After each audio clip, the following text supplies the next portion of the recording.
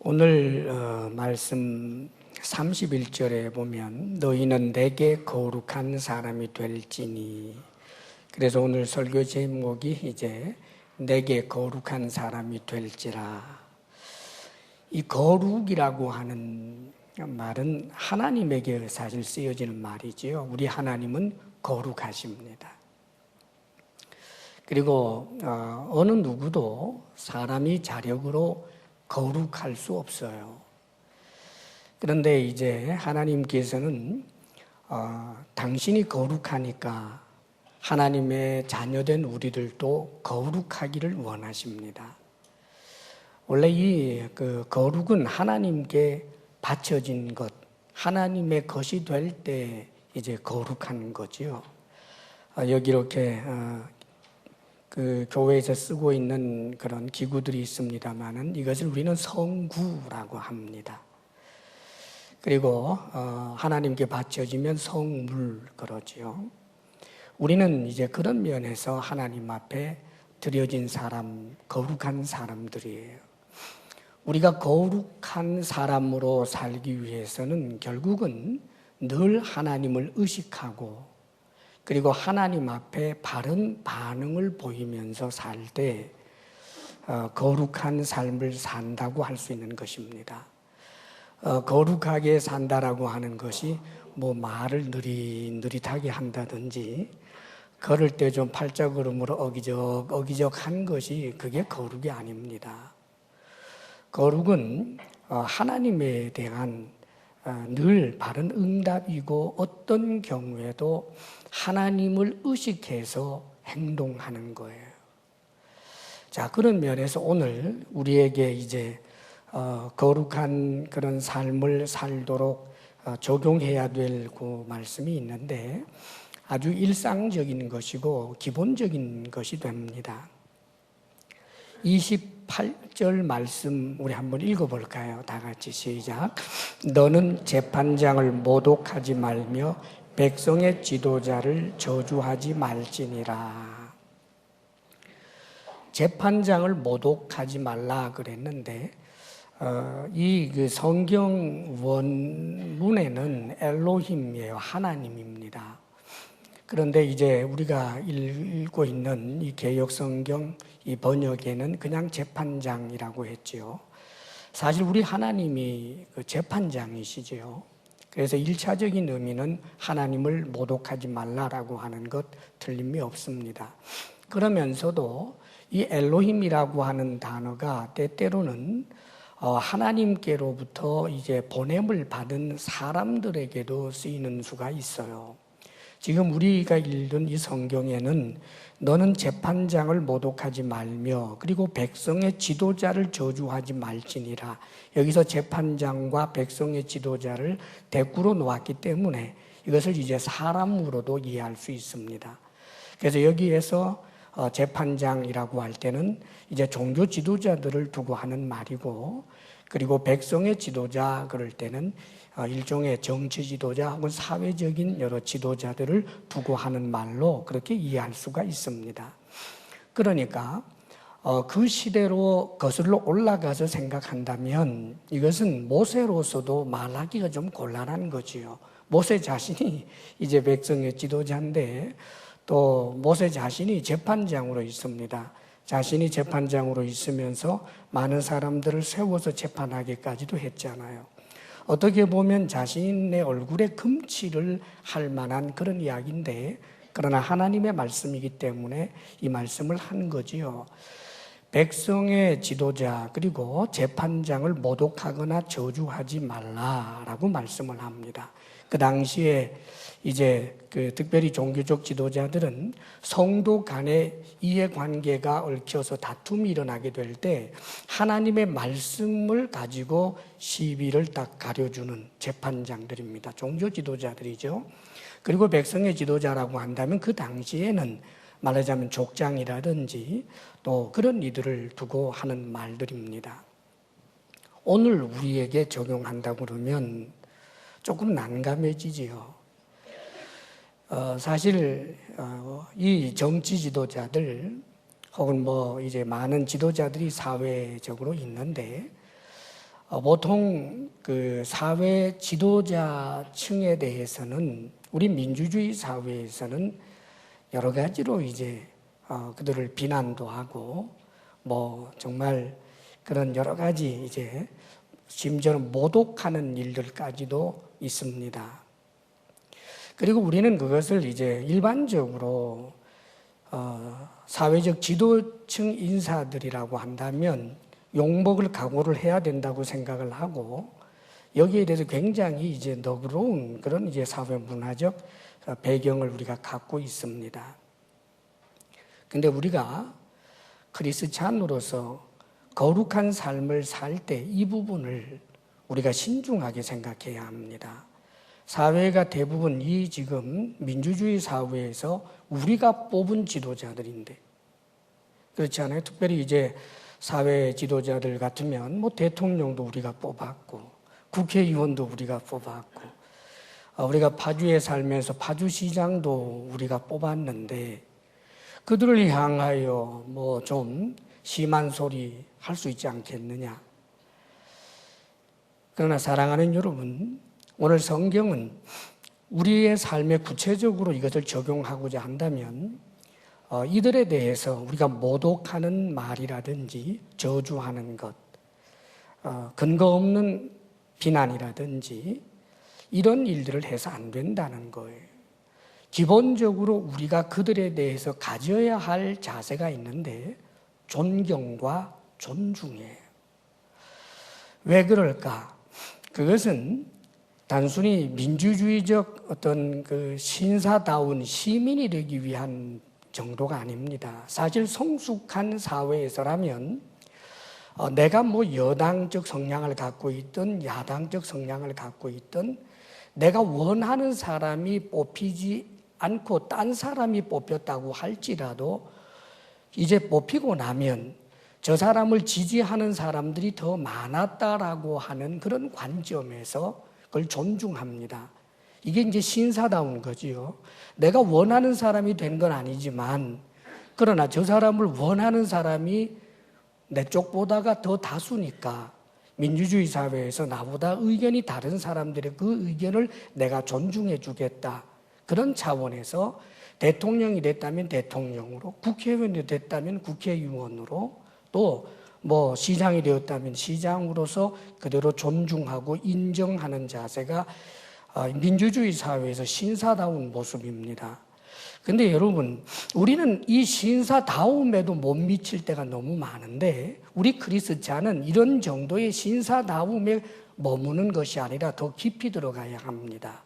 그것은 뭐냐 하면 저 사람들이 저런 자리에 서게 된 것, 이제 말하자면 확정이 되었다는 말입니다. 시장이 되었고 국회의원이 되었고 대통령이 되었다는 말이에요.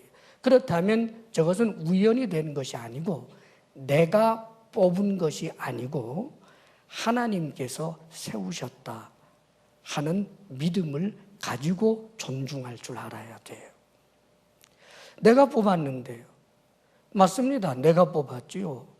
그러나 우리는 하나님께서 허락하시기 때문에 뽑힌 것으로, 하나님이 세우신 것으로 믿어요. 옛날 왕정사회에서 왕자로 태어나서 자동으로 왕이 된 그들만 하나님께서 왕으로 세운 게 아니고 민주주의적인 절차로 투표를 통해서 일어났다고 할지라도 하나님이 하셨습니다라고 하는 그런 인정, 하나님의 얼굴을 봐서 내가 순종적 자세를 가져주고 존중하는 자세를 가져야 하는 것이 대단히 중요한 거예요. 하나님께서 뽑으셨습니다. 하나님께서 세우셨습니다. 그렇게 해서 존중하고 함부로 이제 모독하는 그런 일을 해서는 안 되겠지요. 요즘 우리 사회에서는 법정에서 하여간 재판이 일어나면 대부분 그죠? 대법원까지 갑니다. 인정하지 않아요. 불복합니다. 그리고 심지어는 뭐 헌법재판소나 이런 데서 말하자면 헌법에 대한 해석을 이 공식기관이잖아요. 그런 데서 해석을 하고 결정을 해도 내 정치 성향에 따라서 지지와 반대가 마구 엇갈리고 지금 우리 사회가 그렇습니다. 사랑하는 여러분, 먼저는 우리가 생각해야 할 것이 모든 그런 지도자들을 하나님께서 세우셨습니다라고 하는 이 믿음에서부터 출발해야 하는 것입니다. 자, 그렇다면 하나님께서 세우셨다라고 한다면 그러면 만일 사회적 지도자들이 중요한 위치에 있는 사람들이 악한 일을 할 때 그냥 내버려 두라는 말입니까? 그럴 리는 없지요. 악의 축이 되어서 악의 중심이 되어서 어떤 거대한 악의 물줄기를 일으켜낸다라고 할 때 우리는 거기에 대해서 분명히 반대 의사를 분명하게 하고 항거를 해야 되는 것 맞습니다. 그런데 그러기 위해서 우리가 먼저 한 가지 가져야 될 인간에 대한 기본적 이해가 있어야지 돼요.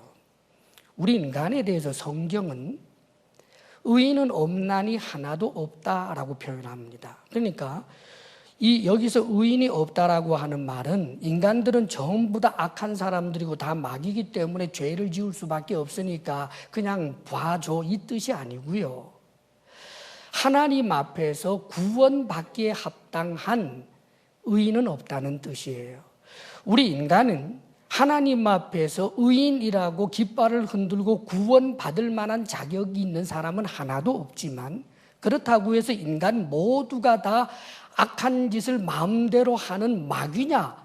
아닙니다, 여러분. 우리 인간은 하나님의 형상을 따라 지음받은 존재고 하나님의 형상을 따라 지음받았기 때문에 하나님을 닮은 것이 있어요. 사랑, 정의, 긍휼, 자유, 여러 가지. 사실 인간들이 양심이라고 하는 공통 분모를 통하여 어느 사회에서도 인간다움이라고 하는 것을 말할 때 그것은 짐승과는 구별되는 하나님을 닮은 그 속성을 말하는 거지요. 다만 우리 인간은 부패했기 때문에 이것이 파편적으로는 드러나지만 상황에 따라서는 악이 나를 주동할 때가 많아요. 이해관계가 엇갈리게 될 때, 그렇다면 저 밑에 있던 악이 들고 일어나서 나를 주도하고 하는 그런 일들이 인간에게 있다라고 하는 것을 기본적으로 가져야 합니다. 자, 그렇다면 적어도 우리가 사회적 지도자라고 하는 사람들에 대해서 기대를 가질 때 물론 책임적인 위치에 있는 사람들이기 때문에 그들은 다른 평민 민초들보다는 훨씬 더 도덕적 수준이 높아야 하고 도덕적인 그런 기준이라고 하는 것이 훨씬 더 엄격해야 된다라고 하는 것은 틀림이 없습니다. 그러나 지나쳐서 마치 사회적 지도자가 되면 그들은 그 자체로 천사인 양 그래서 요구하는 것이 터무니없어서는 안 된다는 말입니다. 여러분 자동차를 운전을 할 때 유격이라는 게 있어요. 여러분 그 운전대를 가지고 오른쪽으로 돌릴 때 요 정도 가고 싶으면 이만큼만 돌린다고 가는 거 아니죠? 이렇게 돌려서 안 되고 이렇게 해야 이 정도 돌아갑니다. 또 이쪽으로 가고 싶어도 이렇게 돌려야 이렇게 가죠. 이걸 유격이라고 그래요. 이 말은 자 때때로 우리 사회에서는 안타깝게 여기는 것 가운데 하나가 우리 대한민국 우리 사회에서는 영웅이 너무 없어요. 왜냐하면 어떤 지도자를 볼 때 그가 세운 공과 그가 잘못한 과를 어느 정도 좀 조정하면서 합리적으로 봐서 공이 7이고 과가 3이다라고 하면 꽤 괜찮은 지도자로 보아지는 여유가 있어야 하는데 안타깝게도 우리 사회는 그렇지를 못합니다. 사실 외국의 위인전에 등장하는 그 인물들을 추적해보면 정말 과가 없는 사람들인가? 아닙니다. 그런데도 그 사회에서는 그들을 영웅처럼 대해주는 게 있어요. 공과를 저울질해서 그래도 공이 많다면 좀 봐주는 그런 자세지요. 인간이기 때문에 실수할 수 있다. 인간이기 때문에 그럴 수도 있다. 물론 그것은 지나쳐서는 안 되는 것이지만 같은 인간으로서 그럴 수도 있겠다라고 하면서 그의 공을 보아주는 그런 여유들이 있어야 하는데 현재 우리 사회에서는 마치 발톱을 세운 혹은 칼을 뽑아 들고 있는 것처럼 누구의 입에서 나오는 말 하나 잡으려고, 태도 하나를 잡으려고 전부 바짝 전투태세로 그렇게 붙어서 있는 그런 모습을 볼 때가 너무나 많습니다. 사랑하는 여러분, 그래서 인간에 대한 실망 때문에 보통 민주주의 사회에서는 구조적이거나 시스템이 완벽하게 되면, 그렇다면 이런 문제가 없을 것이라고 생각하고 끊임없이 시스템과 구조를 개선하는 일에 몰두합니다만 우리가 기억해야 할 것이 있습니다. 그것으로는 정말 교활한 사람을 못 잡아요. 오히려 시스템과 구조에 대해서 너무나 잘 이해하게 되면 자신이 하고 있는 악한 일을 오히려 명분을 조장해서 해낼 수도 있다는 말입니다. 그렇기 때문에 인간이 가지고 있는 악과 또 구조와 이런 것을 가지고는 유토피아를 만들어낼 수 없다라고 하는 것을 가지고 우리가 어디로 돌아가야 하느냐 하면 하나님을 바라보아야 돼요. 때때로 실망시키는 지도자들이 나타납니다. 그러나 어지간하면 그 유격을 말했듯이 참아내면서 우리가 해야 할 일들이 있어요. 그것은 뭐냐 하면 성경은 이렇게 말씀해 주고 있습니다. 디모데전서 2장 1절 2절에서 그러므로 내가 첫째로 권하노니 모든 사람을 위하여 간구와 기도와 도고와 감사를 하되, 기도하라 그러지요. 그러면서 구체적으로 임금들과 높은 지위에 있는 모든 사람을 위하여 하라. 이는 우리가 모든 경건과 단정함으로 고요하고 평안한 생활을 하려 함이라. 1차적으로 우리가 해야 할 일이 그들을 위한 기도입니다. 하나님께서 세우지 않았습니까? 좋은 대통령, 좋은 국회의원, 좋은 시장, 좋은 공무원, 좋은 지도자들이 되도록 하나님 도와주옵소서라며 하나님 앞에 기도할 수 있어야 된다는 말입니다.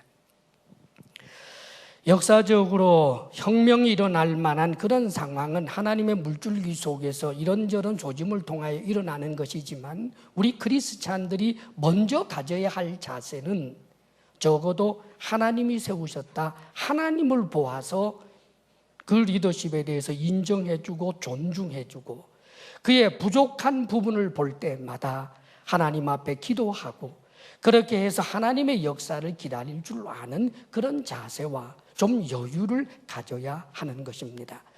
이것은 사회적 인사뿐만 아니라 교회 지도자에 대해서도 마찬가지입니다. 히브리서 13장 17절에 너희를 인도하는 자들에게 순종하고 복종하라. 그들은 너희 영혼을 위하여 경성하기를 자신들이 청산할 자인 것 같이 하느니라. 그들로 하여금 즐거움으로 이것을 하게 하고 근심으로 하게 하지 말라. 그렇지 아니하면 너희에게 유익이 없느니라. 교회 안에서 리더십들이 있지요. 그러나 그 리더십들 면면을 보게 되면 공부를 더 많이 한 사람이 다 리더십을 갖고 있습니까? 그렇지 않아요. 때때로는 교회에서는 새 리더조차도 여러분들과 동일한 평신도로서 역할이 주어지기도 하고, 교회 학교 부장으로 혹은 성가대의 팀장으로 여러 가지 그런 지도자적인 역할이 주어질 때가 있는데, 하나님의 얼굴을 보아서 내가 그 앞에서 존중해주고 존경해주고 인정해주는 그런 자세, 이것이 하나님 앞에서 경건한 삶을 살아내는 아주 기초적인 부분이라는 것을 우리는 기억해야 합니다. 성경에 보면 전날에 우리 예수님께서 빌라도에게 재판을 받을 때 빌라도가 이런저런 신문을 해봐도 예수님이 자기 변명을 안 합니다.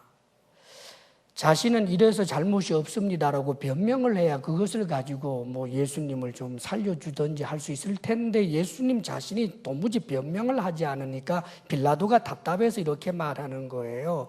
내가 너를 놓아줄 권세도 있고 죽일 권세가 있다는 것 알지 못하니? 그러자 예수님께서 위에서 주지 아니하셨더라면 너는 나를 해할 권세가 없었을 것이다.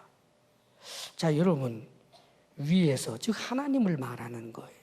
우리 예수님께서는 놀랍게도 빌라도에게 빌라도 즉 총독으로서의 그 자리에 있는 것을 하나님께서 주신 권세라고 말씀한다라고 하는 것에 주목해야 합니다. 굉장히 위험한 말이지요.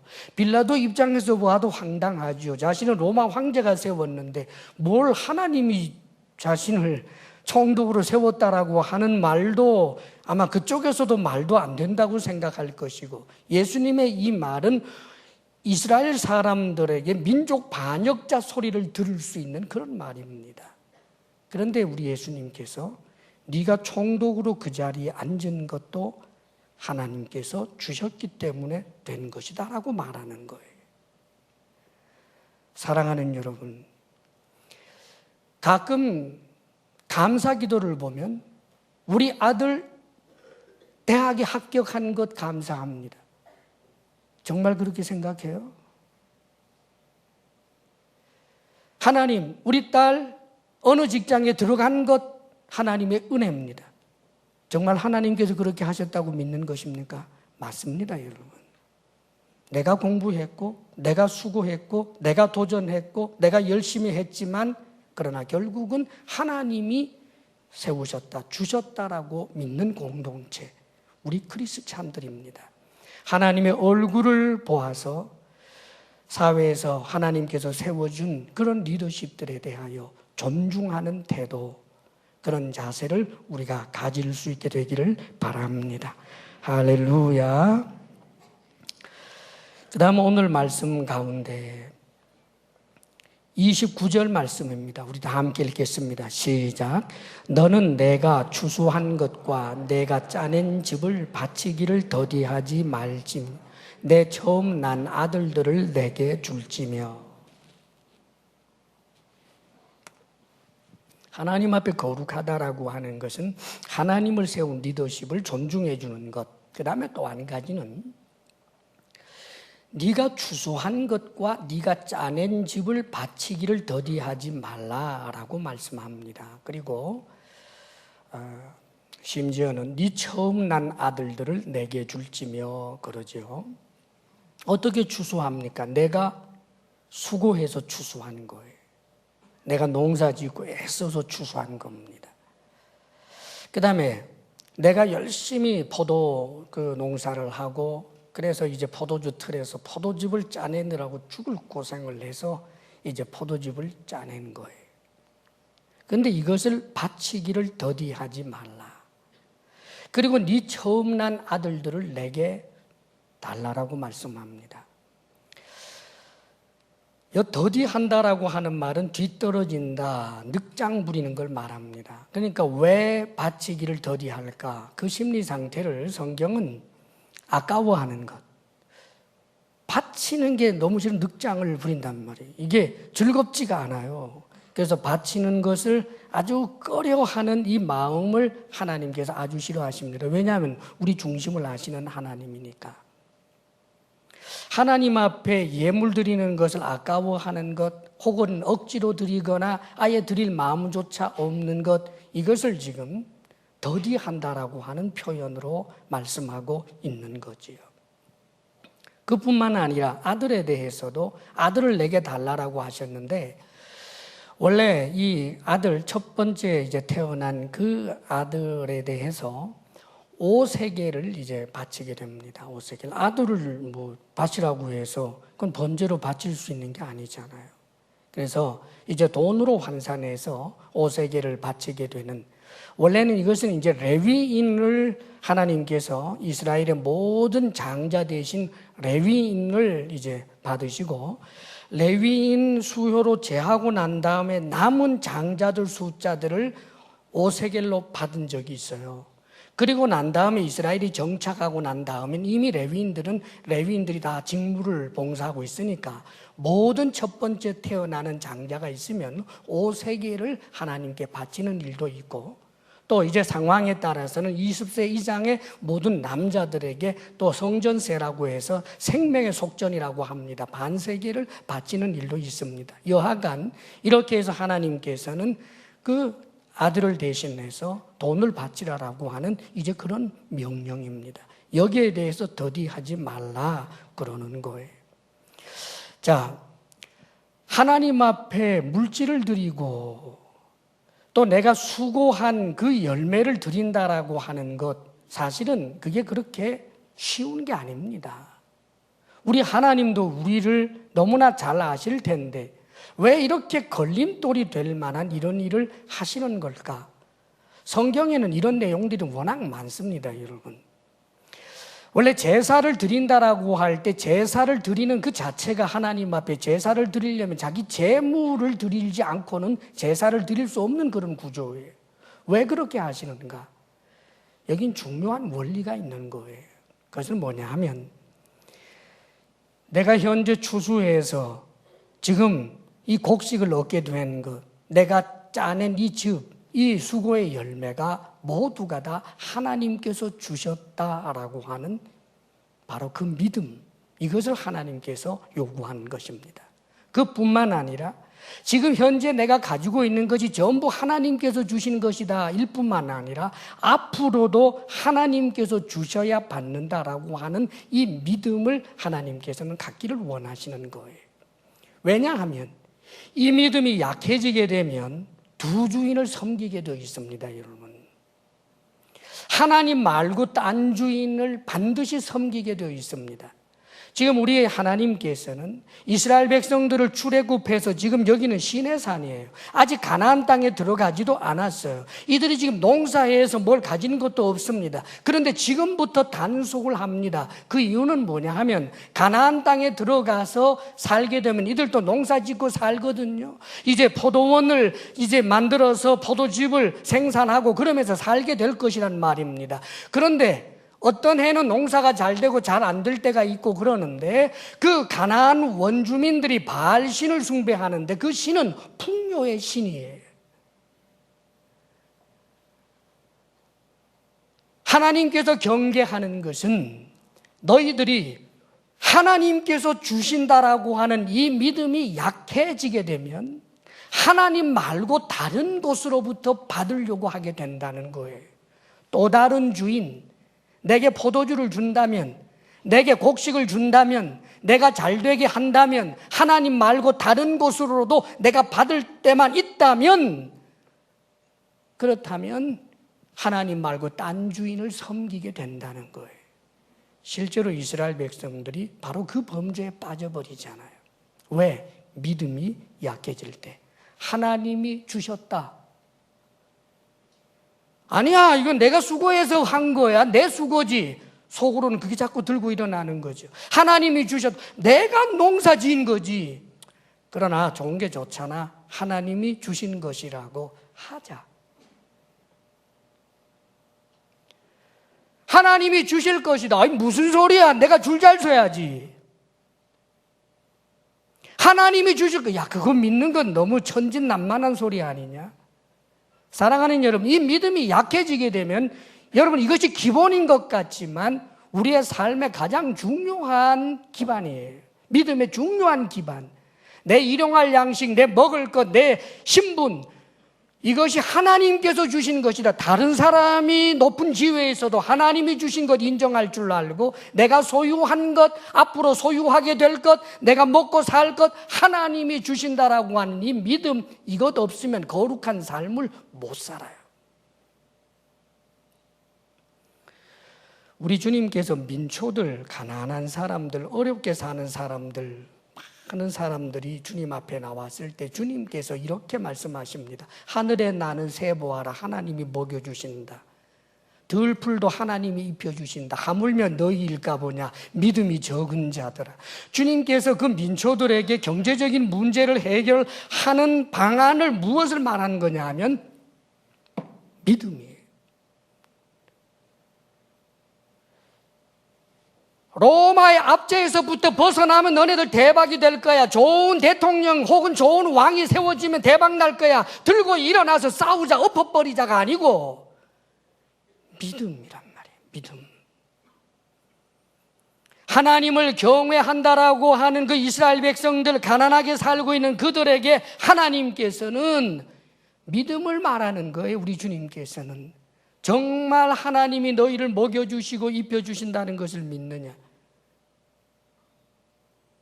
그의 나라와 그의 의를 정말 먼저 구하고 주님을 의지하면 일용할 양식을 주신다는 사실을 믿느냐? 이걸 믿으라고 주님께서는 말씀하고 있는 거예요.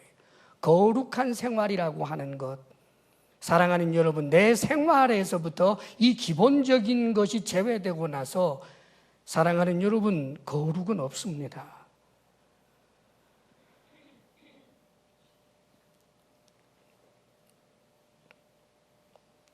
30절에 보면 기가 막힌 말씀이 나오지요. 30절 우리 함께 읽어볼까요? 시작. 내 소와 양도 그와 같이 하되 이래 동안 어미와 함께 있게 하다가 여드레 만에 내게 줄지니라.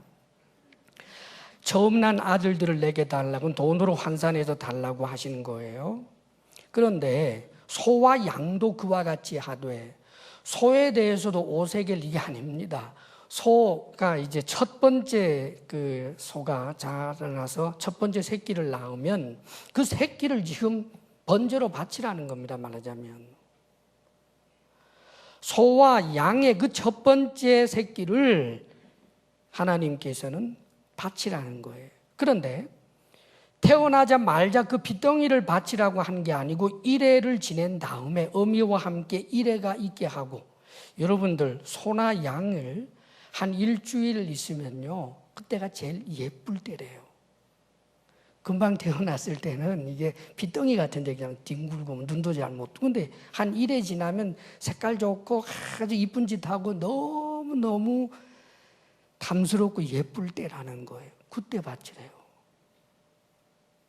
와, 우리 하나님 너무 하신 것 같죠? 소중한 것, 내게 귀한 것, 가치 있는 것, 그것을 하나님이 요구하시는 거예요. 왜요? 하나님이 주셨기 때문에. 하나님이 주셨기 때문에. 하나님이 또 주실 것이기 때문에. 이 믿음을 지금 묻고 계시는 겁니다, 여러분. 여기 여드레 만에 8일째인데, 이 여드레 만에는 사실은 우리 사람도 하나님의 백성들을 태어나게 되면 8일 만에 할례를 행하지요. 이 할례의 의미 자체가 하나님 앞에 드려졌다라고 하는 뜻이에요. 사랑하는 여러분, 거룩하다라고 하는 것은 하나님이 주셨습니다. 하나님이 주실 것입니다. 내가 가진 모든 것 하나님이 주셨습니다. 하나님이 주가 되십니다. 나 자신의 주도 하나님이십니다. 이것을 진정으로 인정하고 그렇게 응답하는 자세로 살 때 거룩하다라고 하는 거예요. 신약 성경에서도 우리에게 그렇게 가르쳐주고 계십니다. 갈라디아서 2장 20절에도 그러잖아요. 내가 그리스도와 함께 십자가에 못 박혔나니 죽었다는 거죠. 그런즉 이제는 내가 산 것이 아니요 오직 내 안에 그리스도께서 사신 것이라. 이제 내가 육체 가운데 사는 것은 나를 위하여 자기 몸을 버리신 하나님의 아들을 믿는 믿음 안에서 사는 것이라. 무슨 말입니까?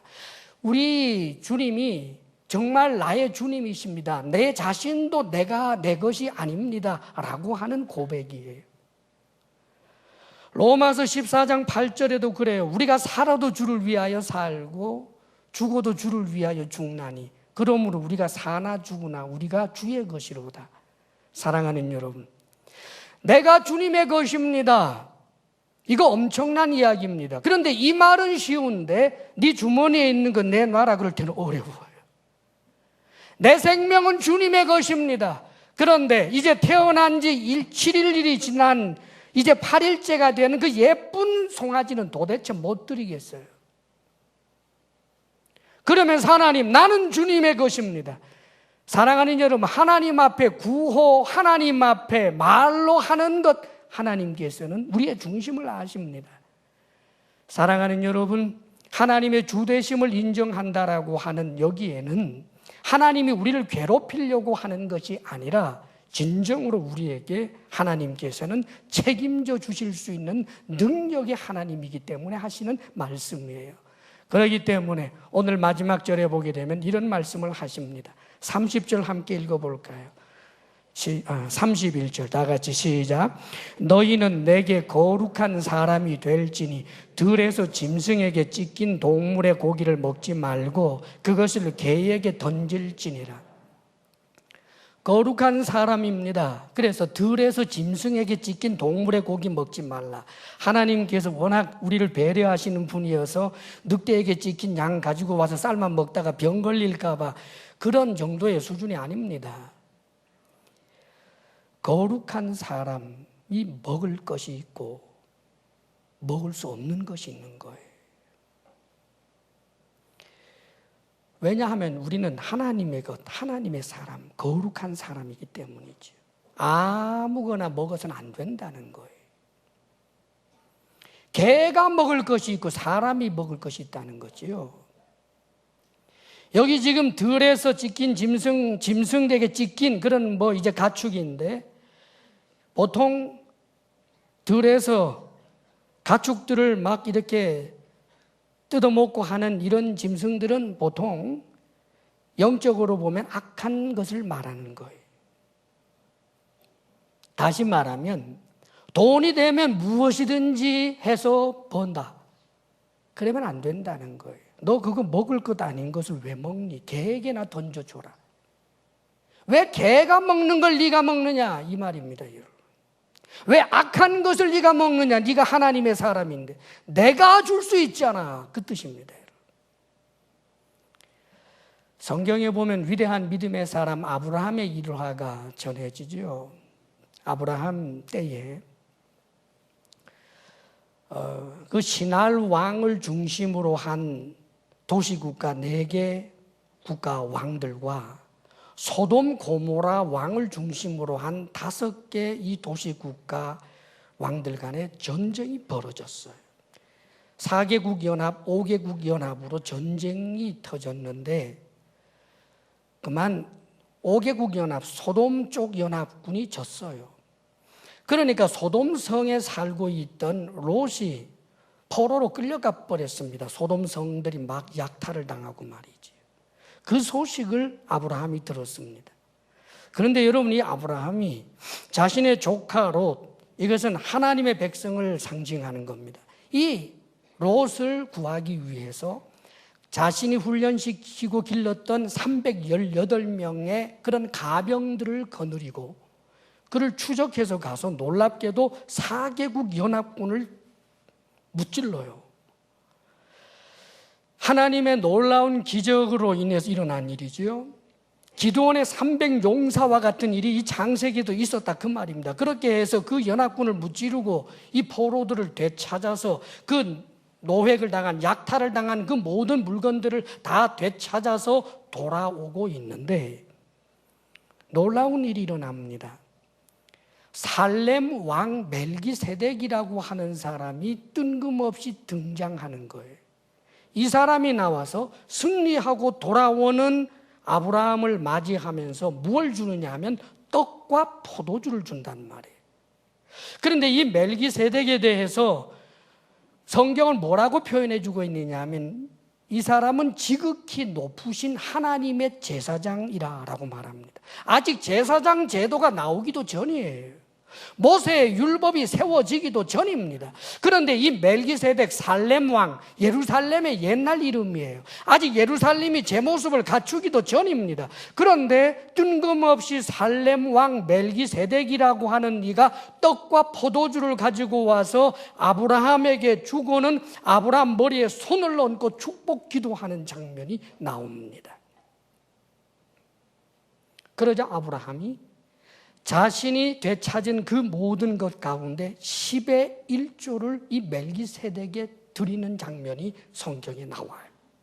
이 멜기세덱에 대해서 신약 성경은 시작도 없고 끝도 없는 존재, 신비한 존재, 예수 그리스도를 예표하는 자라고 보고 있습니다. 신약 성경이 그렇게 해석을 한다 그 말이에요. 떡과 포도를 준다. 무슨 뜻이에요? 예수님께서 성찬 때 떡과 포도주를 준 것처럼, 예수님의 자신의 살과 자신의 피를 준 것처럼 구속의 주님, 예수 그리스도를 상징하고 하나님을 예표하는 이가 멜기세덱이었습니다. 이에게 10의 1조를 드리는 장면, 다시 말하면 율법이 세워지기도 전에 10의 1조를 드리는 그런 장면이 나와요. 그 다음 절에 드리고 나서 드디어 이제 소돔 왕을 만나게 되는데 소돔 왕이 이렇게 말해요. 사람만 내게 보내고 당신이 다시 빼앗아온 모든 그 물질은 가져라 라고 그럽니다. 그랬더니요, 아브라함 이렇게 말하는 거예요. 내가 하나님을 두고 맹세하거니와 소돔 왕 당신이 스스로 말하기를 내가 아브라함 부자 만들어줬지 이 소리 할까봐 나는 실오라기 하나라도 취하지 않겠다. 다만 며칠 동안 전쟁을 하기 위해 다녔기 때문에 318명의 그 젊은이들이 먹은 음식값만 정확하게 제하고, 그리고 내게 속하지 아니한 사람들이 나를 도와서 따라온 이들이 있는데 그들의 분깃 제하고 자신들이 약탈한 것, 그건 자기 몫이니까 알아서 할 일이고, 내가 되찾은 내가 가지고 있는 것 가운데는 내가 실오라기 하나라도 갖지 않겠다라고 선언하는 장면이 나옵니다. 사랑하는 여러분, 하나님께는 오히려 드리고 저 소돔 왕의 것은 안 받아요. 소돔 왕은 악을 상징하는 거예요. 그 더러운 물질, 악한 물질은 내가 갖지 않겠다는 거예요. 오직 하나님께로만 받겠다. 그런데 놀랍게도 하나님 앞에 드림으로부터 시작이 됩니다. 사랑하는 여러분, 저도 여러분도 사실 신앙의 가장 기본이 되는 것이면서 이 드림이 힘들 때가 얼마나 많은지 몰라요. 인색하고 억지로가 되고 물질에 관한 이야기만 하게 되면, 심지어는 이 물질에 관한 설교를 하면 설교자 자체가 돈에 대한 욕심이 많아서 그렇다는 등 별의별 소리 합니다. 이 시대에는요, 목사가 돈 얘기 하나도 안 해야 돼요. 여러분, 은혜 받으면 알아서 하시는 거예요. 나는 전에 그랬습니다. 여러분, 이거 얼마나 회개했는지 몰라요. 만몬의 시대입니다. 여러분, 정말 이 물질을 주인으로 섬기는 이들이 얼마나 많은지 몰라요. 사랑하는 여러분, 만일 제가 욕심 때문에 그렇다면 거기에 대한 심판은 제가 받아야 되겠지요. 그런 목사에게 여러분이 속았다고 할지라도 여러분은 손해볼 것 하나도 없습니다. 왜냐하면 하나님의 말씀만 붙들면 되기 때문입니다. 저는 주의 이름으로 여러분들에게 권합니다. 거룩하게 산다라고 하는 것을 구호로 들어가면 안 됩니다. 말로만 소금이 되라, 빛이 되라 그런 소리만 하고 앉아 있어서는 안 된다, 그 말입니다. 우리가 거룩한 삶을 산다라고 하는 것은 내 직장에서 나보다 높은 직급의 사람을 인정해 줄 줄 알고 존중해 줄 줄 아는 자세, 그 이유는 그가 내 목줄을 쥐고 있기 때문이 아니라 하나님 때문에. 내가 뽑은 국회의원을, 내가 뽑은 시장을 우리가 보게 될 때 그를 존중해 주고 존경해 주고 순종적 자세와 태도를 가지는 것, 그가 나에게 위해를 가할까 두려워서가 아니라 하나님 때문에. 이게 거룩입니다. 내가 현재 가지고 있는 것 하나님께로부터 왔음을 분명히 믿고 하나님 이외에 다른 것으로는 절대로 받지 않겠다라고 하는 그런 믿음을 가지고 하나님 앞에 드리는 것이 즐겁고, 내가 수고한 땀의 열매에 대해서 하나님께서 내 필요를 채우시리라 믿고, 때때로 가난의 세월을 주면 가난의 세월 가운데도 하나님을 노래하면서 비천에 처할 줄도 알고, 하나님께서 나를 세우셔서 풍족하게 하시게 되면 풍족에 처할 줄도 아는, 그래서 물질이 어떤 경우에도 내게 주인이 되지 않는 그런 자세로 살아가는 것이 바로 거룩한 자의 삶인 것입니다. 주님 안에서 승리하시기를 주의 이름으로 축복합니다. 기도하겠습니다. 여러분, 이 시간 간절한 마음으로 결단하며 기도하시기를 바랍니다. 내게 거룩하라 라고 말씀하신 하나님, 하나님 얼굴을 보고 하나님 생각하여 우리가 지도자들에 대하여 함부로 모독하거나 저주하는 자, 악한 태도 갖지 않게 하여 주옵소서. 존중하고 인정할 줄로 아는 그런 하나님의 사람이 되게 해 주옵소서. 하나님께서 주신 것 이외에는 받지 않겠습니다. 하나님께서 주시리라 믿고 언제나 믿음으로 드리며 믿음으로 성실하게 일할 수 있는 그런 하나님 사람 되게 해 주옵소서. 우리 자신은 하나님의 것입니다. 온전히 고백하며 기도하시기를 바랍니다. 아버지 하나님, 아버지 하나님, 하나님이 거룩하시니 우리가 거룩하기를 원하시는 하나님 앞에 우리의 삶을 돌아봅니다. 하나님, 어떤 자리에 앉든지 하나님께서 허락지 아니하면 앉을 수 있는 지위가 없고 하나님이 주시지 아니하면 받을 수 있는 것이 없는데 마치 우리에게서 난 것처럼 입으로는 하나님을 주라고 하면서 우리 자신이 주인 것처럼 아버지여 사실은 돈을 섬기고 이 세상의 지위를 섬기는 어리석은 우리들을 긍휼히 여겨 주옵소서. 이제 거룩한 자로 하나님 앞에서 하나님을 의식하며 하나님 앞에 바르게 응답하는 우리의 삶이 되게 해 주옵소서. 아버지 하나님 앞에 예물을 드릴 수 있는 은혜 주셔서 감사합니다. 하나님 앞에 즐겁게 드리며 감사함으로 드리며 삶의 모든 애환 중에서도 오 주님 힘을 다해 드리며 정직함으로 10의 1조를 드리며 아버지여 복음이 점점 더 확장되기를 원하여 선교 예물로 드리며 하나님의 하나님 되심을 인정하여 뜻을 정하여 주정 헌금으로 드리며 하나님 이모저모로 주님 앞에 올려드리는 이 예물 우리의 마음을 주께서 보시오니 아버지 하나님께서 받으실 만한 우리의 마음 되기를 원합니다. 혹 부족함으로나 하나님 앞에 가증스러운 마음이 있다면 주의 보혈로 씻어주시고 우리의 편손을 부끄럽게 마옵시며 받아 주옵소서. 아버지 주의 사랑하는 성도들이 주님 의지하여 그의 나라와 그의 의를 먼저 구하였는데도 빈손으로 돌아오는 일 없게 하여 주옵소서. 일터의 복을 주옵소서. 건강의 복을 주옵소서. 부부사랑 돈독하게 하옵소서. 우리의 자녀들이 믿음으로 이 세상에서 승리하게 하여 주옵소서. 이제는 우리 주 예수 그리스도의 크신 은혜와 하나님 아버지의 한없는 사랑과 성령의 교통하심과 충만케 하심이 하나님만이 우리의 주 되십니다. 인정하며 나아가는 사랑하는 모든 성도들 위해 이제로부터 영원토록 함께 하시기를 간절히 축원하옵나이다. 아멘.